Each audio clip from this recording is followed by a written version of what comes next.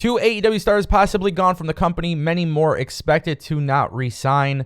I know a lot of people are going to try to turn this into a bad story, but realistically, if you guys watch my videos and you watch my criticism of AEW signing too many people, you're going to want to hear my comments. Also, Jon Moxley and Forbidden Door 2 news stories.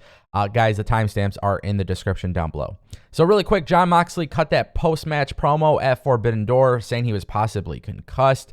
Obviously, this idea of Jon Moxley being injured went rampant through social media because of the fact that so many wrestlers are currently injured and out of action, not just in AEW, but pretty much in almost all major wrestling companies. And it's obviously been an issue for a lot of these wrestling companies that people are getting injured, and nobody could come up with a good solution for this. But so far, the solution is, thankfully, WWE and AEW will protect their wrestlers and provide good health care to those who need it when they're inside the company and these injuries happen within those companies. So, the good thing is there's great medical care out there for these wrestlers. However, Jon Moxley is not injured. We're not expecting Jon Moxley to miss any time. And I'm not sure why he even mentioned this, but he did. And it was clarified by Meltzer and Alvarez that this was just part of a promo to kind of sell the beat up from Tanahashi and stuff. And look, it's one of the things that, I don't know, man. Jon Moxley missing time would have been pretty bad for AEW, especially because he's the interim AEW World Champion. When you look at CM Punk being out due to injury, just imagine the interim champion being injured. And you never know how long concussion injuries take because everybody is different. The severity is different between them.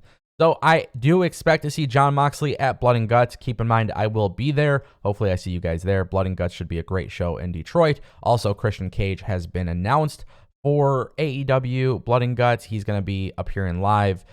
Keep in mind, Jungle Boy's actually injured, so I don't expect anything to happen between Jungle Boy and Christian, but you never know. A lot of injuries taking place in wrestling. Thankfully, Jon Moxley is not a concern, and it shouldn't be a concern for anybody expecting to see him soon. All right, guys, speaking of Forbidden Door, obviously pretty damn successful. We're still waiting for the overall numbers for the pay-per-view buys and overall merch sales and all of these different things. How profitable was Forbidden Door 2? Not necessarily sure. But, I think for the most part, based on the crowd reaction, I would assume that this show did pretty damn good. It seemed like, obviously, people enjoyed the show.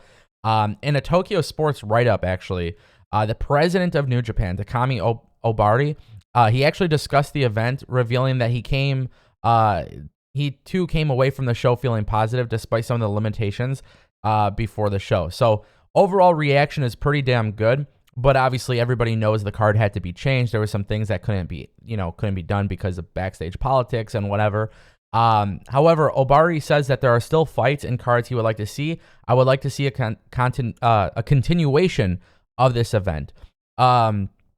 He does want this to happen in Japan. Now, keep in mind, a week ago, we made a video about AEW's expansion to Japan, and I don't know if AEW will do Forbidden Door 2 in Japan. I know there's a lot of talk about a possibility of AEW and New Japan doing this again.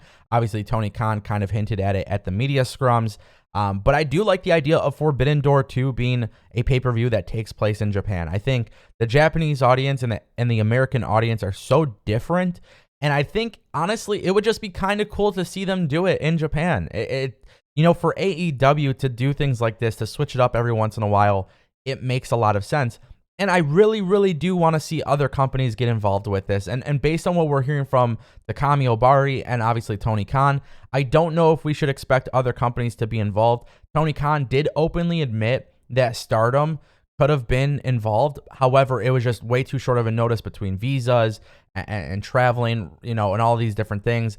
And then obviously scheduling conflicts. So I do imagine the next time we'll have Forbidden Door 2, I imagine that we might not have Impact or these other smaller companies, AAA, whatever.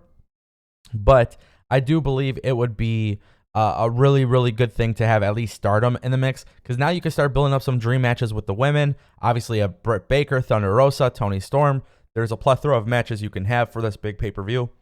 And if it takes place in Japan, that's cool as well. The fact is, Forbidden Door 2 pretty much seems like it's happening. When it happens, I don't know. I know there's some reports going on that 2023, being a yearly thing. I think a lot of it's going to depend on the pay-per-view buys. But Tony Khan has already made it pretty clear that this seems to be a pretty successful pay-per-view. So What is it in actuality that deems us as successful? I think there's a lot of stuff they're going to look at, but just based on early predictions, I think this is going to be a yearly thing, and I think that AEW going to Japan could be a cool thing too. The time difference is going to suck, but you know what, man? It could be really fun. It could be really cool. I just don't know how it would be when you consider, Dynamite being 2 days after. They might have to do something different schedule-wise to make this work, but I do look forward to this. All right, guys, now you may have seen Chucky T on social media. Chucky T hasn't been on TV. It's been about a month or so since he's been featured in any AEW content, and there is a belief that Chucky T has not been re-signed with the company. So there is this belief that the contracts have expired for several AEW wrestlers, and Chucky T is one of them who has yet to be re-signed.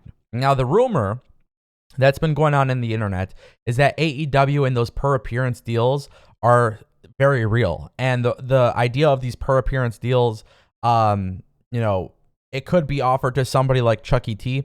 It could also be for like somebody like Alan Angels, who also is believed to not have re-signed with the company. Now, Tony Khan cannot have everybody signed to his company. So I think a lot of people are going to look at this as a bad thing.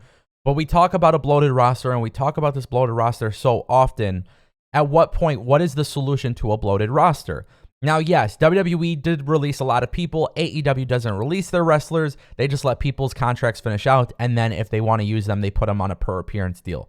That is not a bad solution. It's honestly not a bad idea, But if Alan Angels and Chuck Taylor are out of the company, I could see a lot of comments already coming in. Oh, well, it's not a big deal. It's not a big deal.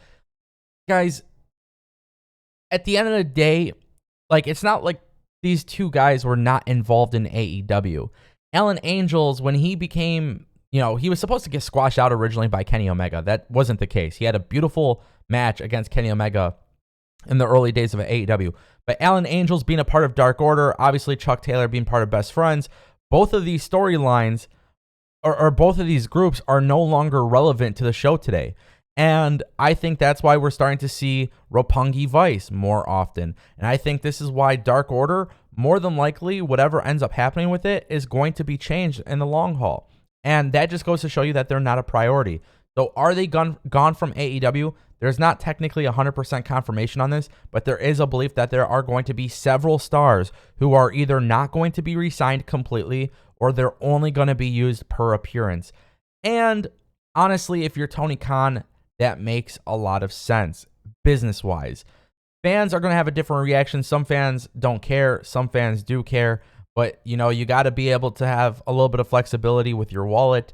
And you can't do that when you have a roster filled with 170 plus wrestlers. You just can't.